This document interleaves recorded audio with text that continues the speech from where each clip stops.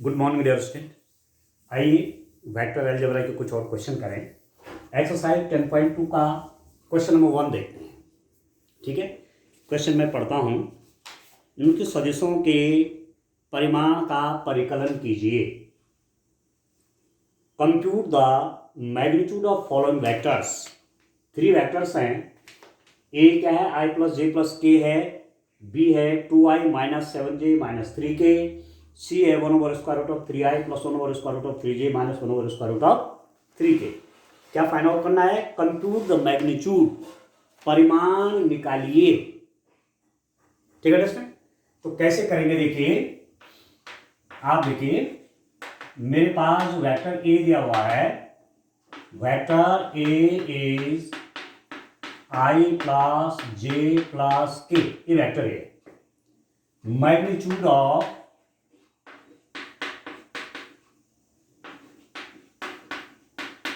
परिमाण, magnitude of vector A. Vector A का परिमाण कैसे फाइंड आउट करेंगे? वेक्टर ए का मैग्नीट्यूड कैसे निकालेंगे? देखिए, स्क्वायर रूट ऑफ क्या है तरीका? स्क्वायर रूट ऑफ देखो, 1 का कोएफिशिएंट 1, तो 1 स्क्वायर प्लस 1 का कोएफिशिएंट जे का कोएफिशिएंट 1, तो 1 स्क्वायर प्लस के का कोएफिशिएंट 1, 1 स्क्वायर, ये हो जाएगा स्क्वायर रूट ऑफ 3। ठीक हो गया? तो ऐसे परिमाण निकालेंगे। फिर दूसरा देखिए, सदिश बी का परिमाण, मैग्नीट्यूड। ठीक है, इसको लिख देंगे मॉड। चलिए, वेक्टर ए कर लेता हूं थोड़ा सा लैंग्वेज में।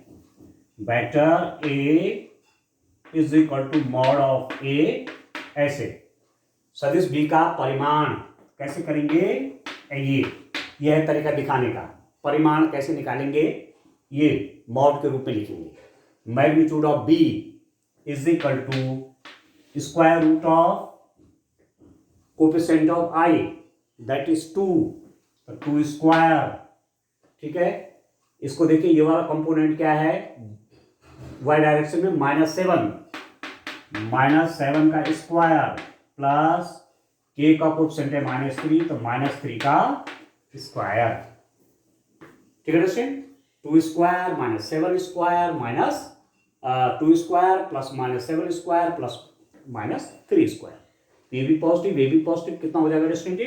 स्क्वायर रूट ऑफ आप निकालिए 4 प्लस 49 प्लस 9। ठीक है, तो कितना हो जाएगा? दिस इज इक्वल टू, ये हो जाएगा स्क्वायर रूट ऑफ 62। ठीक है, ऐसे ही magnitude of vector C is, ऐसा लिख लीजिए। Magnitude of C, how can you find?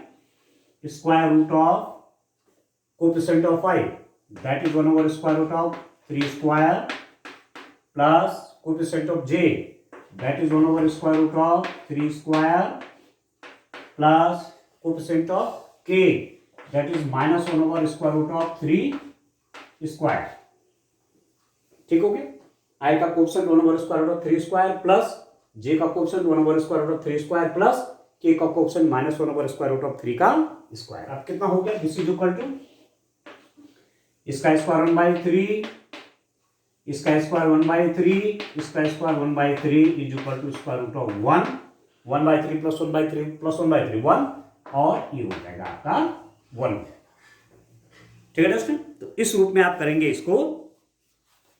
इस रूप में किसी भी वेक्टर का मैग्नीट्यूड निकालेंगे। आप आई जे के का कोएफिशिएंट ले लेंगे और उनका स्क्वायर करके ऐड कर देंगे और स्क्वायर रूट फाइंड आउट कर लेंगे। तो इस रूप में हमको क्या निकल जाएगा? हमको मिल जाएगा किसी भी वेक्टर का मैग्नीट्यूड।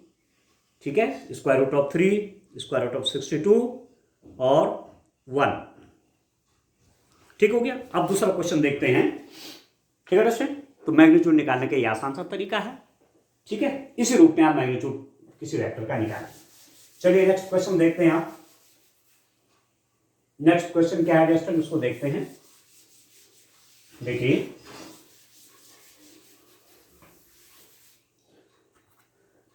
बहुत आराम से करिए, बहुत समझ करके करिए, वेक्टर बहुत आसान है, ठीक है। और इसका बहुत बड़ा रोल है, वेक्टर जो है इसका बिग रोल है, एग्जाम में आएगा और कॉम्पिटिटिव एग्जाम में भी आता है, ठीक है। तो करिए ध्यान से। नेक्स्ट क्वेश्चन देखते हैं। देखिए नेक्स्ट क्वेश्चन में क्या है स्टूडेंट, उसको देखते हैं। देखिए what is the next question. Write two different vectors having same magnitude. समान परिमाण वाले दो विभिन्न सदिश लिखिए। क्वेश्चन नंबर 2 देखिए।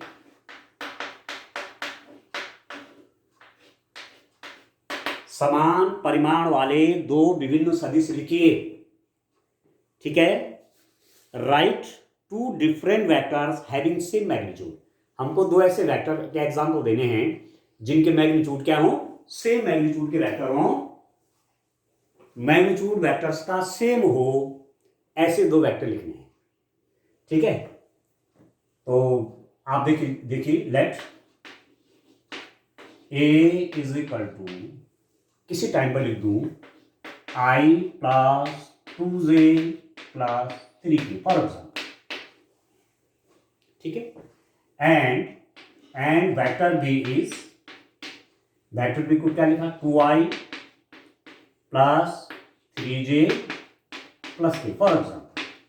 एक वेक्टर मैंने ए किस रूप में लिया गया स्टूडेंट, मैंने लिया i plus 2j plus 3k, दूसरा वेक्टर ले लिया 2i plus 3j plus k। Then find the magnitude of A का मैग्नीट्यूड निकालिए। कैसे निकलेगा, स्क्वायर रूट ऑफ आई का कोएफिशिएंट 1 स्क्वायर, जे का कोएफिशिएंट 2 स्क्वायर, के का coefficient 3 square.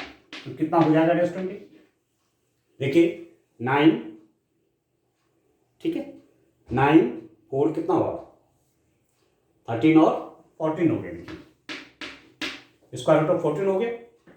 Vector B, vector B देखिए, वेक्टर बी का मैग्नीट्यूड देखिए कैसे निकालेंगे। Magnitude of vector B 2 square plus 3 square plus 1 square, i का कोएफिशिएंट 2 स्क्वायर, जे का कोएफिशिएंट 3 स्क्वायर, के का कोएफिशिएंट 1 स्क्वायर कितना हो जाएगा 4 9 13 14, ठीक है। Write two different vectors having same magnitude. अब यहां पर आप देख रहे होंगे vector A, magnitude of vector A is equal to magnitude of vector B is equal to square root of 14, ठीक है। वेक्टर ए का भी मैग्नीट्यूड वही हुआ और वेक्टर बी का भी मैग्नीट्यूड वही हुआ, ठीक है, ठीक है।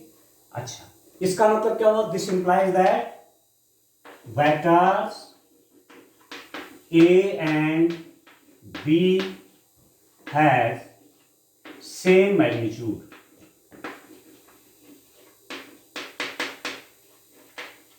ठीक है। वेक्टर ए एंड बी है सेम मैग्नीट्यूड, इनके मैग्नीट्यूड सेम है, but the vector are different. Vector different क्यों है, देखिए आई का कोएफिशिएंट 1 या आई का कोएफिशिएंट 2, देखिए ठीक हो गया 1/2। यहां जे का कोएफिशिएंट 2, जे का कोएफिशिएंट 3, अलग अलग हो गए, यहां आई या 2i, यहां जे या 3j है। मतलब दो वेक्टर इक्वल कब होते हैं, when their components are equal. I कभी भी 2i के इक्वल नहीं होता, 2j कभी भी 3j के इक्वल नहीं होता, 3k कभी भी k के इक्वल नहीं होता, ठीक हो गया। तो वेक्टर डिफरेंट हैं, these two vectors are different but magnitude is same. और ऐसे आप कितने वेक्टर लिख सकते हैं, infinite number of vectors we can write whose magnitude are same but the vectors are different। हम अनंत वेक्टर ऐसे लिख सकते हैं जिनके मैग्नीट्यूड तो सेम है पर डायरेक्शन अलग अलग है। तो ये तो एग्जांपल मैंने आपको दिया समझाने के लिए ऐसा कैसे हो सकता है। आप तमाम प्रकार के वेक्टर ऐसे लिख सकते हैं। आप क्या कर सकते हैं, आप 3 ले आई या ले आई जे या ले आई 2k, वो भी बन जाएगा। आप नेगेटिव में लिखना शुरू करिए, वो भी बन जाएगा, ठीक है। तो vectors there are infinite number of vectors, infinite numbers of vectors having same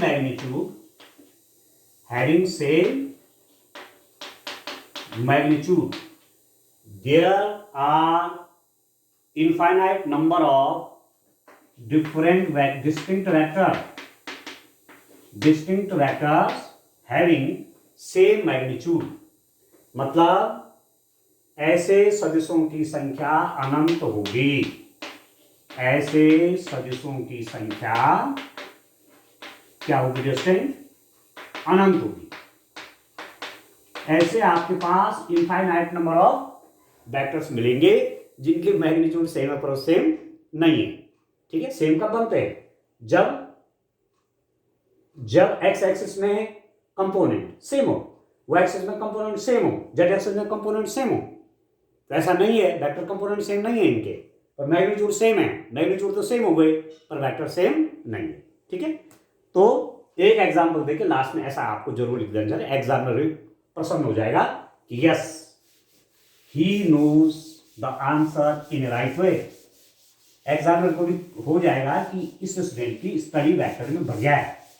ठीक है, तो एक एग्जाम्पल भी आपने दे दिया और लास्ट में कंक्लूजन लिख दिया कि इस प्रकार के इनफाइनाइट नंबर ऑफ वेक्टर्स हो सकते हैं जो अलग अलग हैं, जो सेम नहीं है, but the directions but the magnitude are same. ऐसे सदिशों की संख्या अनंत होगी जो वेक्टर तो अलग अलग हैं पर उनके परिमाण समान। ठीक हो गया, चलिए नेक्स्ट क्वेश्चन देखते हैं। अब क्वेश्चन नंबर 3 की ओर आते हैं। इंटरेस्टिंग क्वेश्चन नंबर 3 में क्या है,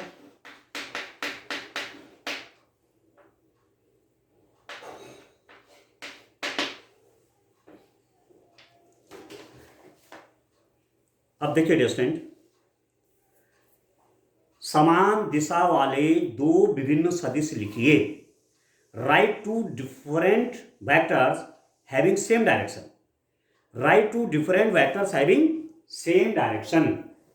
डायरेक्शन वेक्टर की सेम है, vector having the same direction but vectors are different. ठीक है, write two different vectors, vector different होने चाहिए, हैविंग सेम डायरेक्शन, पर डायरेक्शन क्या है, सेम। अब आप देखिए, पहले मैं एग्जांपल देता हूं और तब हम कंक्लूजन को बढ़ते हैं। लेट, फिर मैं कह रहा हूं ए वेक्टर इज, फॉर एग्जांपल मैंने कहा आई प्लस जे प्लस के। ठीक है, एंड बी वेक्टर इज, मैंने कहा 2i plus 2j plus 2k। दूसरा वेक्टर बी वेक्टर मैंने ऐसा ले लिया, तो आप लिख सकते हैं vector b is equal to 2 of vector a। Vector a में मैंने 2 से मल्टीप्लाई किया, वेक्टर a में मैंने 2 से मल्टीप्लाई किया तो मुझे दूसरा वेक्टर b मिल गया। ठीक है, vector b is not equal to vector a। Vector b vector a के इक्वल नहीं है। क्यों नहीं है, देखिए एक्स एक्सिस के अलोंग इसका वेक्टर कंपोनेंट है i, इसका है 2i। ठीक है, इसका है j, इसका है 2j, इसका है k, ये है 2k। तो vector component along the axis यदि सेम है तभी वो सेम वेक्टर होंगे। तो ये सेम नहीं, अलग अलग है, तो वेक्टर तो अलग अलग हो गया।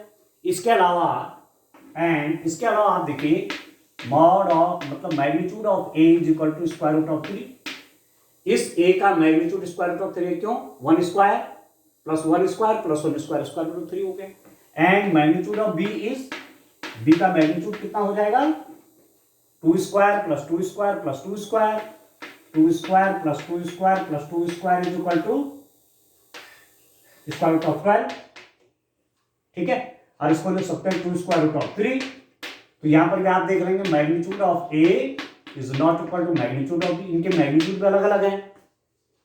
ठीक है, तो वेक्टर्स की डायरेक्शन सेम होनी चाहिए, उनका मैग्नीट्यूड सेम होनी चाहिए, तभी जाकर के समान वेक्टर होंगे। ठीक है, तो सीधी सीधी बात है कि a and b are different, a and b are different vector.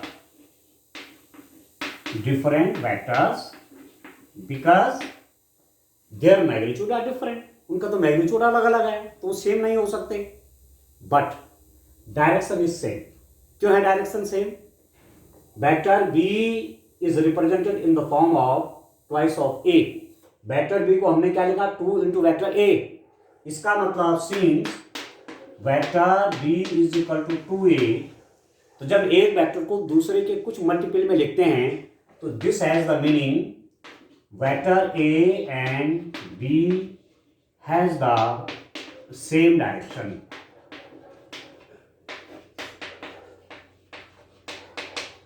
ठीक है, सदिश ए और बी की दिशा समान है. सदिश ए और बी की दिशा समान है. क्यों है समान? क्या है डायरेक्शन समान? क्योंकि बी को मैंने ए के कुछ मल्टीपल लिख दिया है. ठीक है, ए आपका ऐसा होगा तो बी आपका ऐसा होगा, ए ऐसा है तो बी ऐसा है, इसका जस्ट डबल है ये, तो डायरेक्शन क्या हो जाएगी? सेम. ऐसी स्थिति में डायरेक्शन क्या हो जाती है? सेम हो जाती है. ठीक है, और वेक्टर आपके पैरेलल वेक्टर होते हैं. ठीक है, एक ही डायरेक्शन में भी हो सकते हैं, एक ही लाइन में भी हो सकते हैं, और ऐसे पैरेलल भी हो सकते हैं.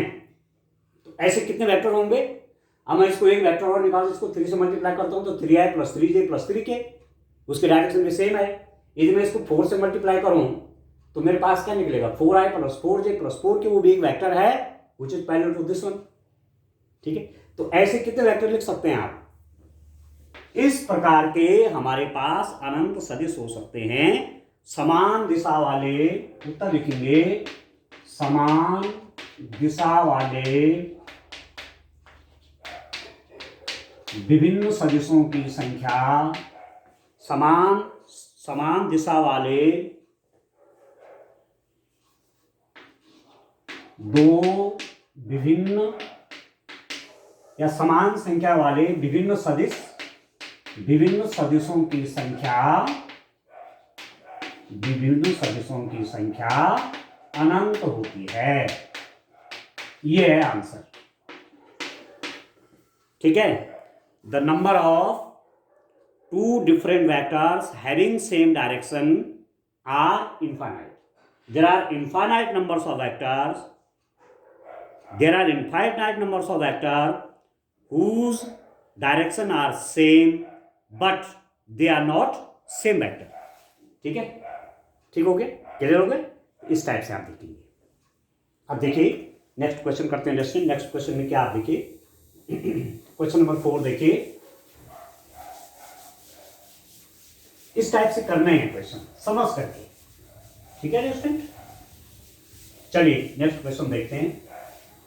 नेक्स्ट क्वेश्चन आपके पास क्या है? हाँ, नेक्स्ट क्वेश्चन पे आते हैं student.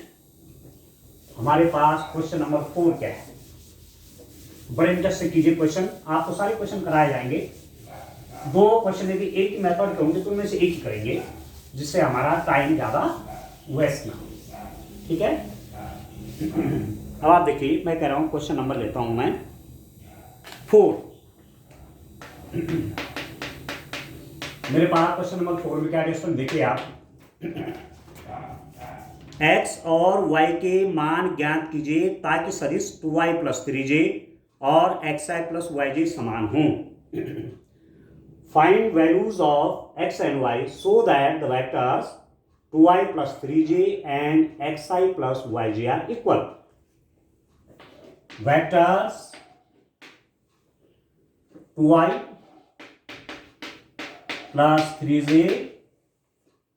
and xi, vector xi + yj are equal. 2i + 3j and xi + yj are equal. ये वेक्टर्स आपके इक्वल हैं. ये वेक्टर इसका इक्वल है.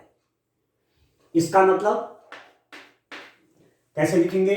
2i + 3j is equal to xi + y. ठीक है दोस्तों, 2 वेक्टर इक्वल हैं. अब वेक्टर्स इक्वल कब होते हैं? वेक्टर्स को इक्वल कब होते हैं? जब उनके एक्स एक्सिस में कंपोनेंट सेम हो, वाई एक्सिस में कंपोनेंट सेम हो, तो this implies that vector component along x axis के अनुदिश सदिश घटक 2i, एक्स एक्सिस के अलोंग सदिश घटक xi, vector component along x axis is xi, vector component along x axis is 2i। इसका मतलब क्या होना चाहिए, xi is equal to 2i, this implies that x is equal to 2।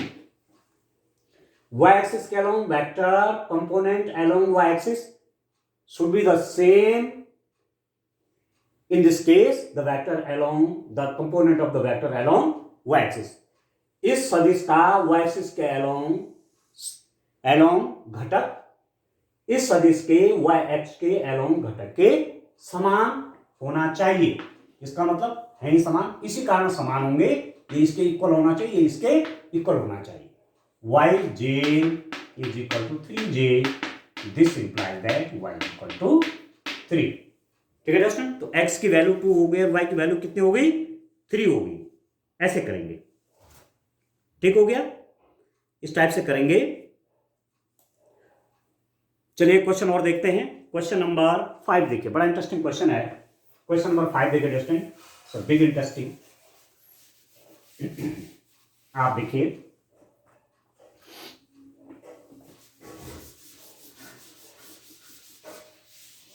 एक बार हमेशा ध्यान रखना है, थ्योरी पहले एक बार पढ़ लेनी है, ठीक है। जब आप पूरी थ्योरी पढ़ लेते हैं तब आपको न्यूमेरिकल करने में आसानी हो जाती है। तो चलिए अब मैं क्वेश्चन नंबर 5 को देखता हूं।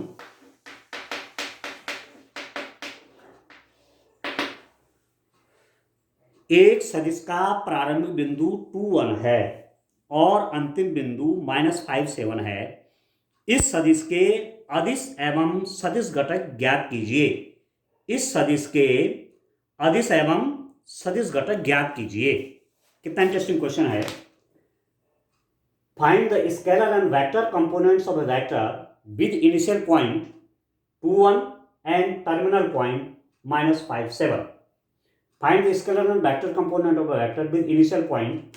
अब आप देखिए कोई वेक्टर है, उसका इनिशियल पॉइंट, फॉर एग्जाम्पल मैंने पी कहा, इनिशियल पॉइंट वेक्टर का क्या है, 2 1 है, प्रारंभ का पॉइंट ए है 2 1, और टर्मिनल पॉइंट उसका अंत का पॉइंट क्यू क्या है, क्यू है रेस्टेंट -5 7। ठीक है, तो सबसे पहले हमने ये देखना है, प्रारंभ का बिंदु 2 1 है और अंतिम बिंदु क्या है, -5 7। तो सबसे पहले आपने वेक्टर निकालना है। First of all we have to find the vector PQ। What is vector PQ? आपने इस बात को हमने बताया था, if A and B are 2 points and this point A has the coordinate x1 y1 and point B has the coordinate x2 y2, then the vector AB is given as, ठीक है, AB vector कैसे दिया जाएगा, या आप कहें 3 dimension के रूप में लिया था ना, इसको Z1 और Z2 कल हमने ऐसा निकाला था। ए वेक्टर ये वेक्टर हम बना रहे हैं, ए बी वेक्टर है जिसका initial point x1 y1 z1 और फाइनल पॉइंट क्या है, एंड पॉइंट क्या है, टर्मिनल पॉइंट क्या है, x2 y2 z2। तो ए बी वेक्टर कैसे देते हैं आप, x2 minus x1i plus y2 minus y1j plus y3 minus plus z3 minus z1k। x2 minus x1i plus y2 minus y1j plus z2 minus z1k। ठीक है, अब इस vector का वेक्टर कंपोनेंट हो गए x एक्सिस में x2 minus x1i, y axis में y2 minus y1j, z axis में z3 माइनस z1k। ये कंपोनेंट हो गए along x axis, y axis and z axis के। अब ये तो वेक्टर कंपोनेंट हुए क्योंकि इनमें i j k हैं, और स्केलर क्या हो जाएगा, x2 माइनस x1 अदिश घटक x2 minus x1, x axis के अलोंग, y एक्सिस के अलोंग y2 माइनस y1, और z एक्सिस के अलोंग z2 माइनस z2। ठीक हो गया, तो वही मैं यूज करूंगा। ठीक है, कैसे करेंगे, x2 माइनस x1, तो x2 मीन्स x2 तो -5 है, minus x1 means 2i plus y2 minus y1, तो 7 माइनस 1j, ऐसे निकालेंगे आप, दो सदस्यों को ऐसे फाइंड आउट करेंगे। ठीक हो गया, x2 minus x1i plus y2 minus y1j, ये दो वेक्टर है। Sorry point P and Q है, पॉइंट P के कोऑर्डिनेट 2 1 है, पॉइंट P के कोऑर्डिनेट -5 7 है। ये वेक्टर कैसे फाइंड आउट करेंगे, मैं कह रहा हूं ये x1 y1 पॉइंट है, ये पॉइंट आपका x2 y2 है, x2 minus x1 -5 minus 2i plus y2 minus y1 7 minus 1, ये, तो this implies that PQ vector is equal to -7i plus 6j, ये हो गया -7i प्लस 6j। ठीक हो गया, अब PQ के सदिश घटक वेक्टर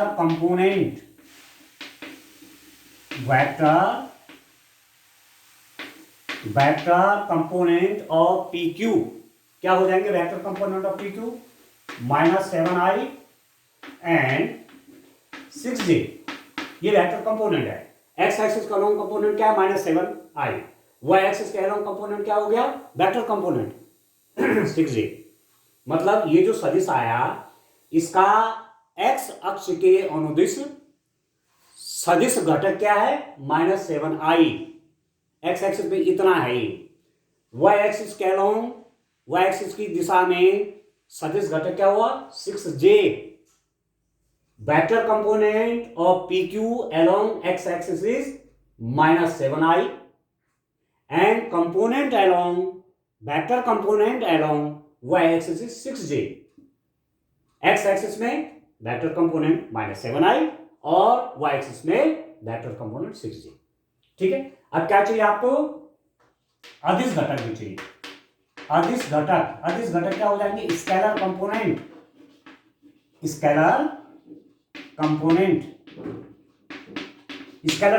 क्या होगा स्टूडेंट, देखिए ये स्केलर है -7, तो एक्स एक्सिस का लॉन्ग स्केलर कंपोनेंट हो गया आपके -7 और वो एक्सिस का लॉन्ग स्केलर कंपोनेंट क्या हो गया 6, सीधी सीधी बात है। -7 और 6 क्या हो जाएंगे, स्केलर कंपोनेंट, और -7 और 6j क्या हो जाएंगे, वेक्टर कंपोनेंट। ठीक है, तो कोई भी वेक्टर है xi plus yj plus zk, आपने कहा दिस इज वेक्टर r, तो इस वेक्टर के x एक्सिस में जो कंपोनेंट होगा vector component xi, y axis में vector component yj, z axis में वेक्टर कंपोनेंट zk। x अक्ष के अनुदिश सदिश घटक xi, y अक्ष के अलोंग सदिश घटक yj, z एक्स के अनुदिश सदिश घटक zk। और यदि आप स्केलर कंपोनेंट देखना चाहेंगे, अदिश घटक x, y, z, x, y, z, ये अदिश घटक हो जाएंगे अक्षों के अनुदिश। बस यही देखना है बस।